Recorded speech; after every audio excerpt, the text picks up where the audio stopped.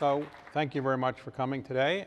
Some people would say that one of the most important events that occurred in the 20th century, maybe since humanity has been on the face of the earth, is the dropping of 2 atomic bombs in Japan during World War II.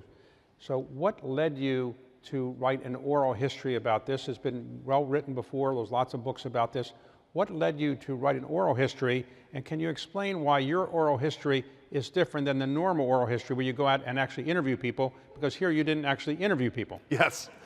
So, well, first of all, thank you all for coming today. As an author, it is just so exciting to see so many people excited about books. And so this is my third book-length volume of oral history. I did one in 2019 about 9/11. There was a book called The Only Plane in the Sky, and then did a, thank you. And then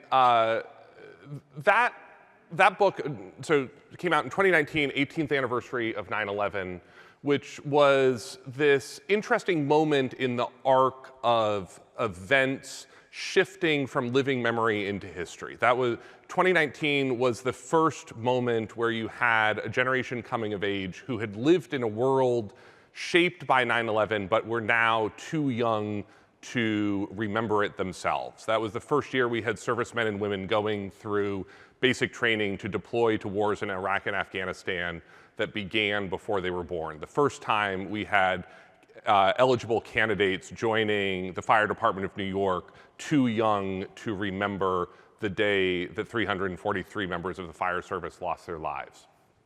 And that experience, and sort of seeing how important it was to try to explain those events to a generation who was never going to know them firsthand, I think taught me the importance and the value of oral history as a format. So this is, if you're not familiar with it, oral history is trying to tell a story solely through the words and the experiences and the memories of the people who lived them. And I think the power that oral history gives you in that moment is that it lets you experience these moments at a time when the participants themselves don't know the outcome. That narrative history, and I write narrative history, I love narrative history, I think has a tendency sometimes to make events seem neater, simpler, and more preordained than anyone who felt that they were at the time. You know, sort of look at this moment that we are living in right now. We do not know whether we are in the beginning, the middle, or the end of the story that we are living through right now. And so that experience on 9/11, writing about 9/11, led me actually at the opposite end of the arc of history to look at World War II. You know, this past month, we marked the 80th anniversaries of the dropping of the atomic bomb on Hiroshima and Nagasaki. This week, on the 2nd, we actually marked the 80th anniversary of the end of the war and the surrender ceremonies at the USS Missouri in Tokyo Bay. And I think these anniversaries feel so poignant to us as they've passed by over the last couple of years, because they also are the unofficial passing of the greatest generation, the generation who won the war here in the United States and the survivors in Hiroshima and Nagasaki. And so it attracted me as a historian because at this moment, we have every first-person memory we are ever going to have of World War II. And to try to dive into the archives and assemble these events, first an oral history of D-Day that I did last year called When the Sea Came Alive, and then this book this year about the Manhattan Project and the atomic bomb, to try to tell these epochal moments through the eyes of the participants who lived them at moments when they didn't know the outcome. You know, what was it like starting the Manhattan Project at a time when you didn't know who was going to win World War II? You know, so much of the drive of the scientists in the Manhattan Project was they thought they were racing Adolf Hitler to build the bomb first, that they didn't know whether they were going to complete their task before Adolf Hitler built the bomb, and they didn't know whether the atomic bomb would actually work at all. And trying to tell history, I think, through that lens is something that oral history does uniquely well. But very often in oral histories, the interviewer, the author, will go out and interview people. But your technique, which is quite good, and I enjoyed the book, is to take oral histories that have already been done and kind of put them together in a way that makes sense for people to read. So how hard was it to get all these interviews and all the documents for this particular book? Yeah, so this book brings together about 500 voices from all sides of the Manhattan Project and the atomic bombings in World War II. And to assemble it, I pulled together previously published memoirs, Nobel Prize lectures, oral history interviews that others had conducted in archives on 3 continents, in Europe, Japan, and here in the United States. And actually for this, one of the best sources is the 1,000-page transcript of Robert Oppenheimer's Atomic Energy Commission security hearing, which is the sort of the narrative backbone of the movie Oppenheimer. To get the permission to publish these oral histories, do you need to employ a team of lawyers to go through and get permission for all these people? Is that? Well, so one of the benefits of American copyright structure is the beauty of fair use and the sort of transformative work that pulls together all of these different works, okay. Which is a different structure, by the way, than the UK has, and it's much more complicated using these sources on the UK side. When did humans first realize that you could create a nuclear reaction of some type by splitting the atom? When was that first discovered? So it was a theoretical possibility through much of the 1930s. The discovery of what we now call nuclear fission really comes at the end of the 1930s. And this is where you have this sort of interesting moment where we so much associate the story of the atomic bomb today with the war in the Pacific and Japan. But the roots of this is entirely in Europe and the sort of enveloping cloak of Hitler's fascism across the 1930s, as you have this wave of mostly Jewish refugee physicists fleeing Europe, coming to the United States, and begging the US government and the US military to launch an effort to build a bomb. But prior to their coming here and making that effort to get the president to build this bomb, who was the most responsible person for saying, yes, this could produce a reaction that could produce a bomb? When the first nuclear discoveries were made, they weren't thinking of bombs, I assume. No, it becomes a sort of theoretical possibility as they get closer to understanding that uranium sort of is capable of this chain reaction across the 1930s. So Albert Einstein writes a famous letter to President Roosevelt saying, presumably, that the Germans are beginning to build something that could be an atomic bomb. We should do the same. Who got him to write that letter, and who actually wrote the letter? So it's a group of, it's so funny because there wasn't this recognition in the United States in the 1930s, pre-World War II, that sort of science and technology could be a core source of national strength. And so you have these scientists, Eugene Wigner, Edward Teller, and others, who spend much of 1939, 1940, and 1941 knocking on every door in the US government and the US military that they can to say, hey, a bomb is a possibility.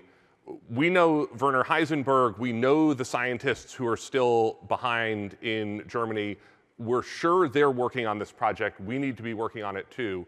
And so they go out, Eugene Wigner, Edward Teller, they go out to Long Island and meet with Albert Einstein in the summer of '41. Einstein, sort of a notorious peacenik and pacifist, is troubled by this possibility of the bomb, agrees to write this letter to Franklin Roosevelt, that becomes one of the key things that helps drive the U.S. towards. So Roosevelt gets the letter. Does he ever write a response to Albert Einstein?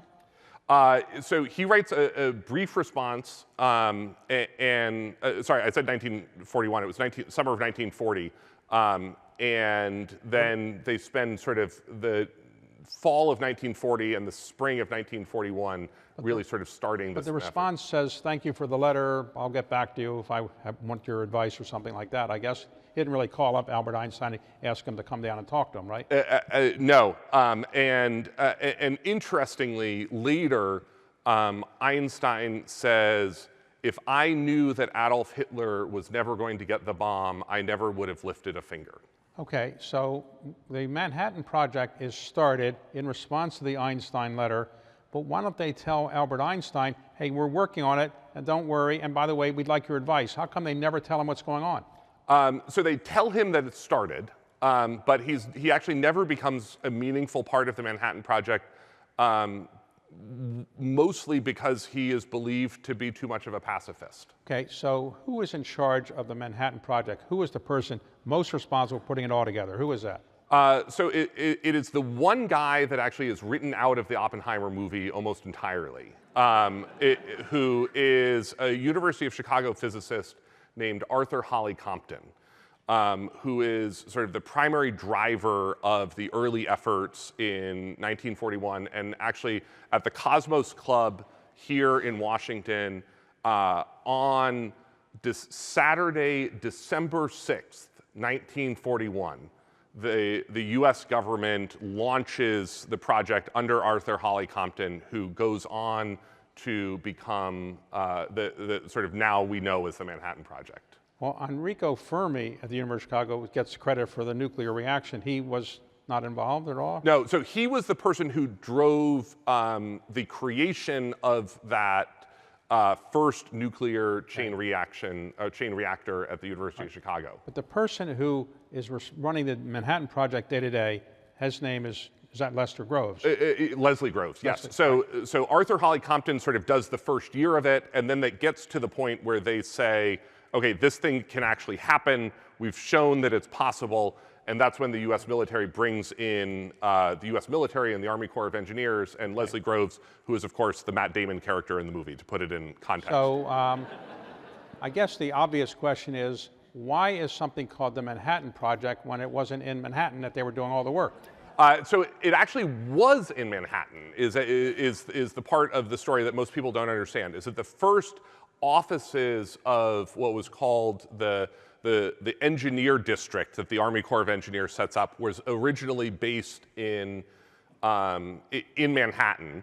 And George Marshall, the Army Chief of Staff, sort of later jokes that it's a good thing that they didn't base it in Hoboken, because then it would become the Hoboken Project. All right, so when did they move from Manhattan to New Mexico? So they kept the Manhattan administrative offices sort of remain for much of the war. But then where you see the real majesty of the Manhattan Project take off, and this is where, I think so much of when we talk about World War II, we spend so much time talking about where World War II is fought. Bastogne and El Alamein and Omaha Beach and Leyte Gulf and Midway. But where World War II is really won is in the industrial might of the United States. It's won in the Willow Run bomber factory of Ford Motor Company. It's won in the shipyards and landing craft factories of Higgins Industry in New Orleans. It's won in the synthetic rubber plants in Ohio. And it's won in these secret cities that we end up setting up for the Manhattan Project. And so, I think we oversimplify the Manhattan Project often by saying, it's the story of Oppenheimer and Los Alamos. But really, the bulk of the work takes place in Hanford, Washington, and Oak Ridge, Tennessee, which are these secret cities that we carve out of effectively nothing over the course of the war, that by the end of the war are facilities that house and employ 100,000 people apiece. In Hanford, Washington, in the desert there, where we do the plutonium, Oak Ridge, Tennessee, the uranium. To give you sort of a sense of the scale of this, in Oak Ridge, Tennessee, on August 6th, 1945, the day the Manhattan Project is announced to the world, the bus system in Oak Ridge is one of the 10 largest public transit systems in the country, and it serves a city that doesn't appear on any map and that no one knows exists at all. Okay. So why did they go to New Mexico? If you watch the movie about Oppenheimer, it implies that he, as a young man, kind of liked New Mexico. Is that why they moved there? It is as simple as that. Okay. They're looking for sort of an isolated place to house the physicists across the, and they spend a bunch of time trying to locate a couple of different good locations, and then at the end of the process, Oppenheimer's like, what about just doing it in Los Alamos? Now, very rarely do people get government jobs they're not qualified for, but Oppenheimer had never really run anything, had he? I mean, he'd never run a big stamp. He was a professor. Why would they pick a guy who had never had anybody reporting to him? How would they think he could do this? So it's actually even, he's even less qualified than that. The challenge that Leslie Groves has is every other lab in the Manhattan Project is run by someone with a Nobel Prize. And they feel that they can't give Oppenheimer Los Alamos because he doesn't have a Nobel Prize, which just to sort of show you the bar of talent that they're working with across this project. And yet, at the end of the day, they sort of think he's the best theoretical physicist who can help figure out how to actually design the bomb. Did these people lobby for the Nobel Prize when they got it, or they just got it? They had mostly just received it for merit. Okay. So Oppenheimer does this thing, and they finally get to the point where they have the ability to do a test. But if they do a test and it doesn't work, then there are problems. If it works, they don't have that many other bombs they can drop. So why did they decide to do a test? To understand just how uncertain they were about this, like they only have 3 bombs, and they still felt that it was necessary to test one of them to see that it works. They end up with 2 different bomb designs. One they know will work, and the other they're not sure about, and so they decide that they're going to use one of these 3 bombs to actually run the test at Trinity. When did they have the test? When was the test? July 6th, 1945. And was it in the middle of the night or something? Early in the morning, and it is that experience is actually what gives the book the title quote. So at the time, did they realize that the effect of the atomic bomb was to create a lot of radiation in addition to explosive power? No, the radiation poisoning was not particularly well understood even after we dropped those first couple of bombs. When they had the test and the only test, how far away were the people watching the test from the explosion? A couple of different stages and listening posts, but in general about 10,000 yards away. And today, if you were doing something like that, you'd have them a lot further away than 10,000. In part because today's weapons are substantially more powerful. All right, so they have the explosion and it works. So then they call up the Secretary of, or the then called Secretary of War, I guess it was. And did they say to the Secretary of War, Mr. Stimson, it works and we're ready to go? And what happened? Absolutely. And then the team sort of picks up from Los Alamos, heads to Tinian Island in the Northern Marianas, and August 6th, August 9th, they're ready to drop the bombs on Hiroshima and Nagasaki. But who was given the assignment of dropping the bomb? And the people who dropped the bomb, Mr. Tibbets, is it Paul? Paul Tibbets, yep. He's the pilot, but how many people on that plane, including him, know what they're actually doing? Very few of them. Much of the crew of the Enola Gay learns the word atomic bomb for the first time when they are flying towards Hiroshima. And Enola Gay, who was Enola Gay? Why was the plane named Enola Gay? It was Paul Tibbets' mom. And he named, so one of the sort of interesting aspects of this is like Paul Tibbets, who's the pilot of the Enola Gay, he is not sort of the random pilot who happens to be next up on the duty assignment roster on Tinian on the morning of August 6th. He turns out to be arguably the best bomber pilot in what was then the Army Air Force under the Department of War, which was just the Army. And he has this huge successful career in Europe as a bomber pilot, comes back to the United States to help launch the B-29 program, which is the weapon that we are going to use to bomb the home islands in Japan. These sort of massive bombers, the super fortresses that can fly the 1,500 miles up to bomb Japan. And Paul Tibbets takes over this program. It's an early, takes over the training program. These are early drafts of the plane. There are a lot of gremlins in it. They're getting a bad reputation with the men who are trying to be trained to fly them, who don't want to fly this sort of troublesome plane. And so Paul Tibbets's trick is he goes down and he picks up 2 Army WASPs, the women Air Service pilots. And he spends a couple of days training these 2 women to fly the B-29. And then he has them fly across the country to each B-29 base. And then the plane lands, and these 2 women get out of the cockpit, at which point there are no longer any men at any of the bases who will say that they are too scared to fly the B-29. Okay, all right, so when he takes off, he knows he's got a special bomb, but he doesn't really know exactly what it is. He takes off. His assignment is to fly where? And who picked the place over which the bomb was to be dropped? Yeah, so this is, I spent a bunch of the book talking about sort of the permission structure of the atomic bomb in the summer of 1945, because I think we sort of misunderstand this question of sort of should we or shouldn't we have dropped the bomb.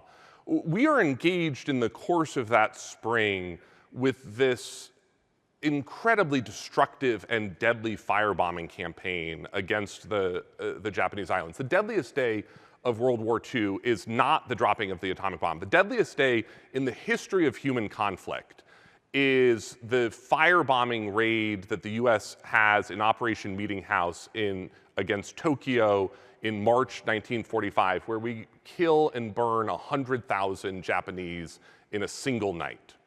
Over the course of the rest of that spring and summer, we firebombed 66 Japanese cities, destroying in a single night 30, 40, 50, 60, 70, 80% of a city in a single night. So much so, so deadly, so devastatingly, that Stimson and others, war planners, set aside a number of cities like Hiroshima and Nagasaki to save them for the atomic bomb. Because if we firebomb those cities first, there's not going to be enough of the city left in order to drop an atomic bomb on them. So Roosevelt approves the Manhattan Project and presumably knows what's going on. Do members of Congress know about the Manhattan Project? How do the money get approved without the members knowing about it? So there are only a tiny handful of members of Congress who know about the atomic bomb. And they are the appropriators who get these personal briefings from George Marshall about the weapon and the expenditure. It is, we spend $2 billion in 1945 money. That was real money back then. And then interestingly, one of the people who doesn't know about it is Harry Truman. And Harry Truman... He's then in the Senate overseeing the expenditures of World War II money, and they won't tell him. They won't tell him. And he only learns about it when he becomes president. And he becomes vice president, and the president of the United States says, let me give you a secret now. He doesn't tell him. He learns about it at his first cabinet meeting as president after Roosevelt's death, where Henry Stimson stays after at the end of the meeting and says, Mr. President, I should really come back and tell you about this thing that we've got going on. And then he tells Truman in this follow-up briefing about the possibility of an atomic bomb, which is news to Harry Truman, the existence of the Manhattan Project, which is news to Harry Truman, and the reality that they will have a working bomb at that point in a matter of weeks, and that there is all of this work already underway to drop the bomb on Japan. Now, Harry Truman leaves for a conference in Europe with Stalin and Churchill, and I think he's at Potsdam. And does he tell Stalin about the possibility of this bomb? And Stalin already knew about it because of spying. He knew more than Truman knew. Exactly. So Truman tells Stalin at Potsdam about in very oblique terms, that we sort of have this bomb or this new weapon that we're going to use, and Stalin is so nonplussed by it that Stimson and James Burns, the Secretary of State, and Truman sort of walk away from the conversation, uncertain whether Stalin understands it all. And what we actually now know is that Klaus Fuchs and other sort of members of an espionage ring had presumably fed Stalin enough details that he was not surprised. Okay, so after Potsdam, there's a message that and Truman is coming back, I guess, on an aircraft carrier? A cruiser, the USS Augusta. He's coming back, and the message comes forward, we're ready to drop the bomb. Do you approve it? Did Truman? No, so this is actually part of the interesting thing. Truman never makes an affirmative decision to drop the bomb. But they tell him that you're going to do it. They tell him, and basically Truman doesn't opt out. That the only decision that Truman meaningfully makes is to not drop a third bomb. But he could have said, don't drop it, but they didn't actually ask him yes or no. They just told him, we're going to do this, and he just says, okay, he didn't say anything, right? Yep, basically it's like, here's the plan, and we're proceeding. All right, so the plane takes off. Paul Tibbets is the pilot.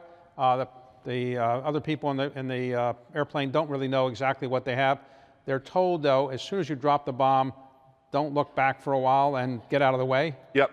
So they come up with, so part of what Paul Tibbets does, he spends about a year, about 9 months really, with this unit called the 509th Composite Group that he's the commander of, that he puts together of this special fleet of silver plate B-29s that are specially built and specially equipped to drop the atomic bomb. Again, except for basically Tibbets, no one knows what this bomb actually is. They just know it's like this big bomb that they are going to carry. But that they have to drop the bomb, and then there are 42 seconds between when they drop the bomb and when the bomb goes off. And the planes need to be 8 miles away in those 42 seconds in order for them to survive the bomb. So how far away were they after those 42 seconds? Barely 8 miles. And what they come up with is, so they drop the bomb, and if you know your physics, which I don't, the bomb keeps going this way. They put the plane into a 155-degree turn, which if you're flying a 4-engine aircraft and trying to turn it at 155 degrees is basically a fighter plane maneuver. And then they sort of fly this way off, and it just gets them 8 slant miles away in 42 seconds. Did they look back and say, hey, look what just happened? So only the tail gunner, because of the way that the plane is flying, actually gets the lead view, and they're given sort of special welder's goggles, effectively, to see the explosion. All right, so the bomb explodes 42 seconds after it's dropped, and what is the impact on Hiroshima? Devastating.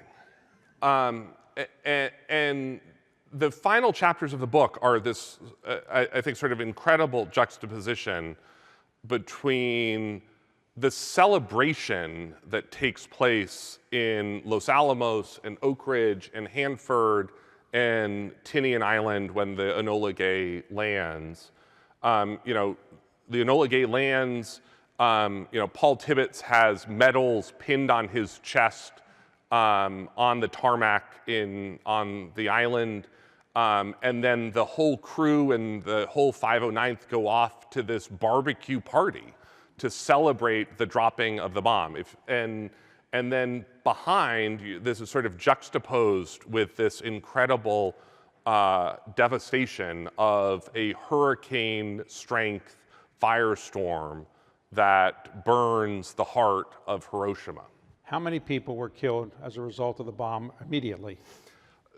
We don't really know. The numbers sort of in the range of sort of 70 to 90,000 in Hiroshima are killed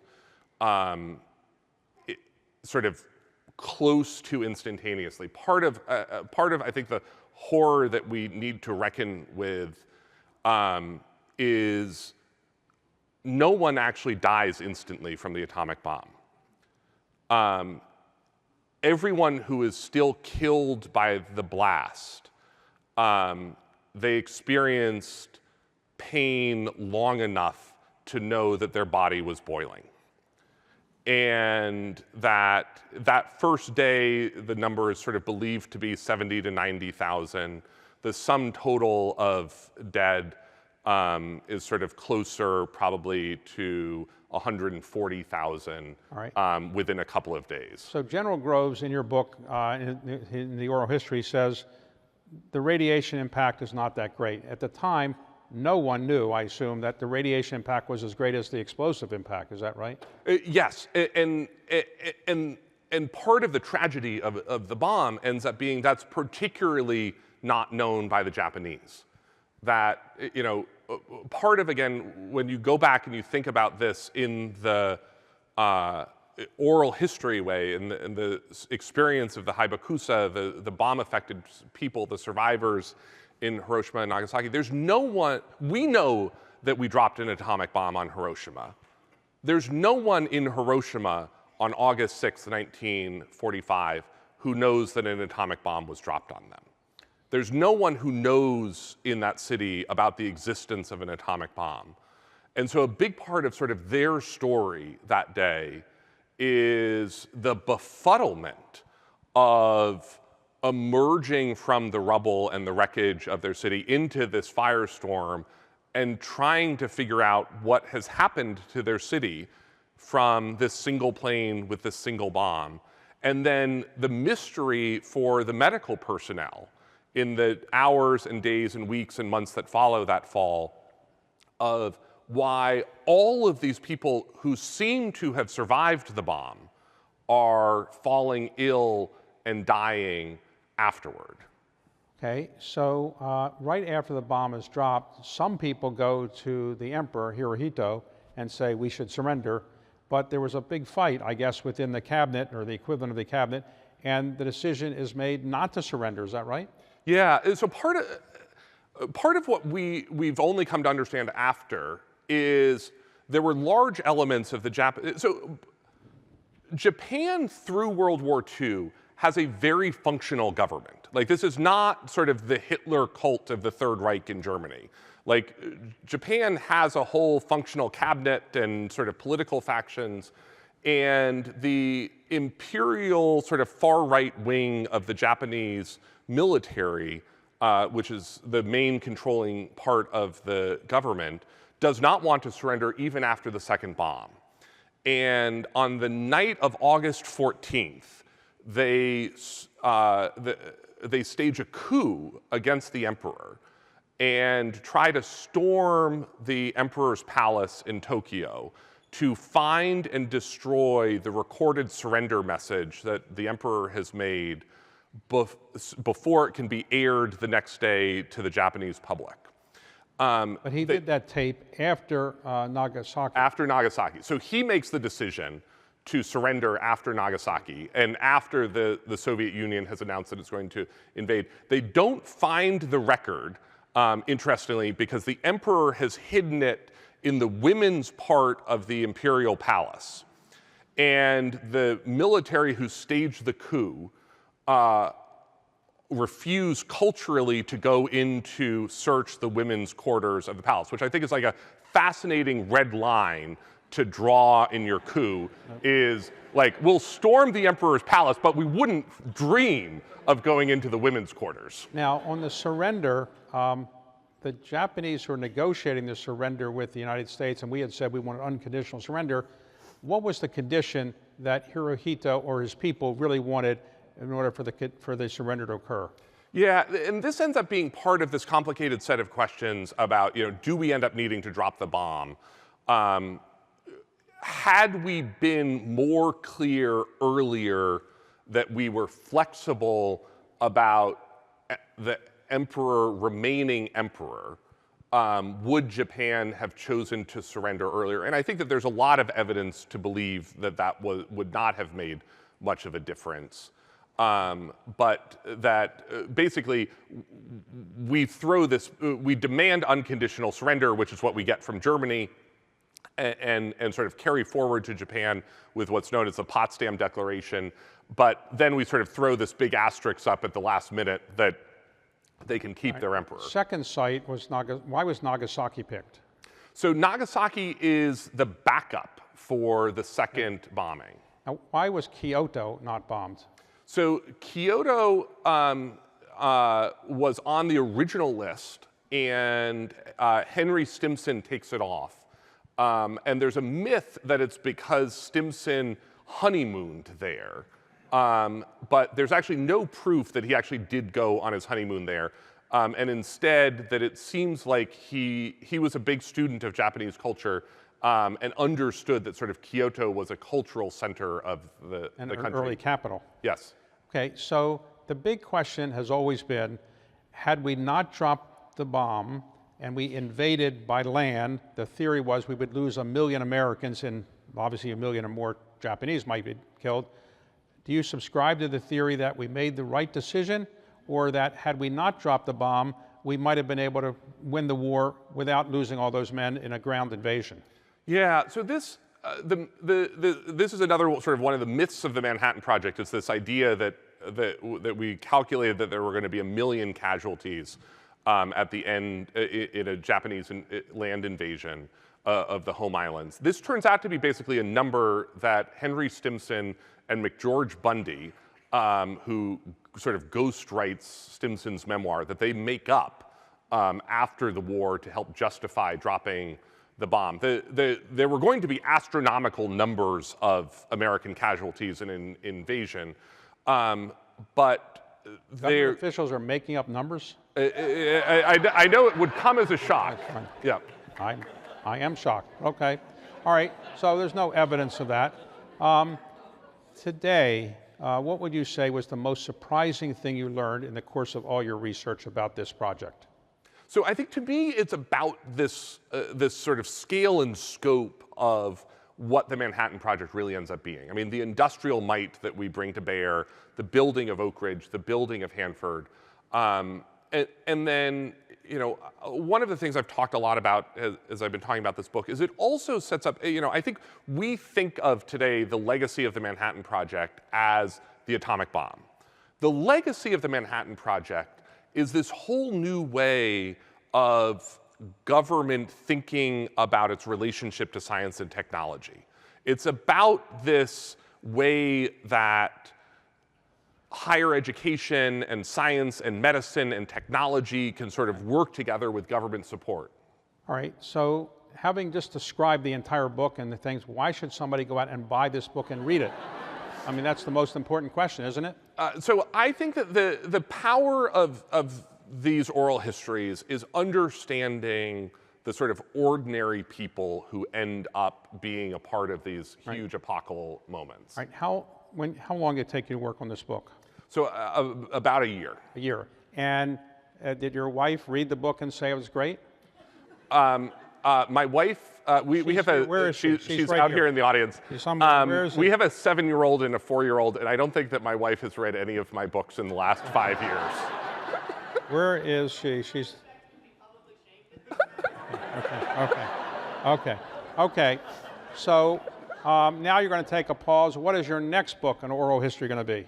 I don't know exactly what my next book is going to be, but it's not going to be an oral history. I've done 2 of those now back to back, so I'm going to take a break from it. And did you enjoy writing this as much as you did your other oral histories? I do. I find them, so, you know, writing oral history is like a funny project because it's the opposite of normal writing. It's all subtractive rather than additive. And I talk about it, I'm a Vermonter, and so I talk about it like it's boiling maple syrup. That you sort of start with this huge vat, and then you just boil and boil and boil until all you're left with is the maple syrup at the end. So the first draft of both my D-Day book and this one start off at about 1.4 million words, which is about 4,000 pages. And then I cut sort of 90 to 95% of the book in order to get down to the finished D-Day, war, people die. 9/11, people die. This book, people died. Do you have any uplifting things you could write about?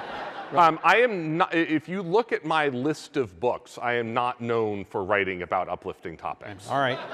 Look, I read the book. I really enjoyed it. I highly recommend it to people who really want to learn about what happened, because it's the best book I've read about the start to the finish of the Manhattan Project and how people viewed it at the time. So congratulations on a great book. Thank you.